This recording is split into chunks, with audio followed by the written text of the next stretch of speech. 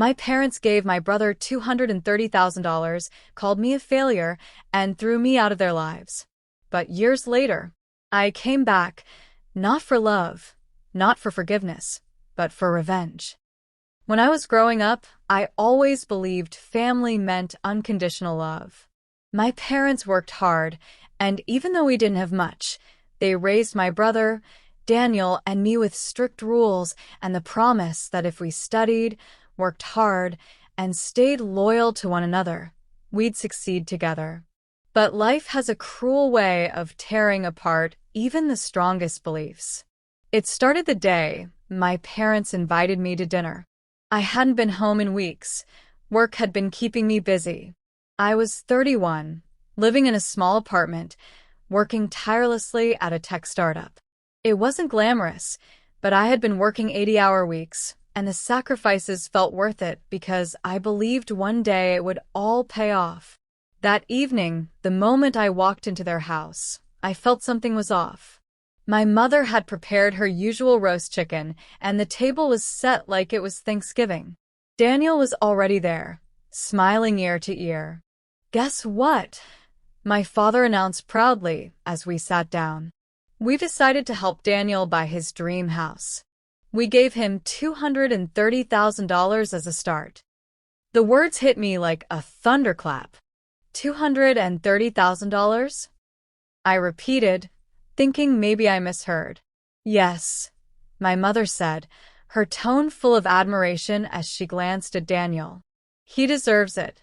He's always been the responsible one." Not like, she hesitated, then looked at me with disappointment. "Not like you. We were honestly worried you'd never figure life out. You've wasted your best years on pointless jobs. We can't keep supporting failure." Silence fell across the table. My brother smirked, clearly enjoying every second. Something inside me cracked that night. I forced a laugh, stood up, and said quietly, "Well, congratulations, Daniel." Then I walked out without touching a single bite of food. That was the last time I spoke to my parents for years. I stopped calling them. I stopped visiting. Their words echoed in my head every night. Failure, failure, failure. At first, I spiraled. I worked harder at the startup, but the pressure ate at me. I couldn't focus. I would lie awake wondering how my own flesh and blood could decide my worth with one cruel sentence. But pain, if you let it, can either destroy you or sharpen you like a blade. Slowly, I chose the second option. I poured my anger into work. I stopped chasing approval. I stopped explaining myself. And something remarkable happened. Our small startup landed a major investor. Then another. Within 3 years, the company exploded. I became the lead developer, then the co-founder, and finally, when my boss retired, I bought the majority shares. At 35, I was running a multi-million-dollar tech company. I had a luxury apartment downtown, 3 cars in the garage, and investments across several industries. But despite all that, one wound never healed: the betrayal of my parents. And Daniel. I hadn't seen my brother in nearly 4 years when I bumped into an old high school friend at a business conference. Over drinks, he casually mentioned Daniel. "He's in trouble, man. Big time," he said. "Word is, he blew through your parents' money. Gambling, shady investments, bad loans. He's drowning in debt. Honestly, I'm shocked your parents bailed him out." The anger that flared up in me was indescribable. My parents had called me the failure, yet they'd funded Daniel's recklessness. That night, I couldn't sleep. Revenge, which had been a quiet whisper in the back of my mind for years, grew louder. It wasn't enough for me to be successful. They needed to see it. They needed to regret every word they spat at me. And Daniel had to pay for every smirk, every spoiled glance, every undeserved reward he had received while I was cast aside. I started gathering information. It turned out Daniel had opened a failing real estate business. He had borrowed money from loan sharks, signed contracts he didn't understand, and now his so-called empire was crumbling. My parents had mortgaged part of their house just to cover his debts. They were desperate, and I had exactly what they needed: money. But instead of rushing in as the dutiful son, I decided to play the long game. It was Christmas Eve when I decided to make my move. I showed up at my parents' doorstep unannounced. The shock on their faces was priceless. "You," my mother gasped. "We thought you'd never come back." Daniel walked into the room, his once pristine clothes now wrinkled, his eyes tired. The arrogant smirk was gone. "Well," I said smoothly, "I figured it was time for a family reunion. After all, I heard things haven't been going so well." The silence that followed was heavy. Eventually, my father sighed. "Your brother made some mistakes. We've all made sacrifices. But perhaps you can help. Just a small loan. He needs to stabilize his business." I smiled coldly. "Oh, so now I'm not the failure anymore?" They flinched. My mother whispered, "We didn't mean it that way. We wanted the best for you both." But I remembered every word. And forgiveness was not in my dictionary.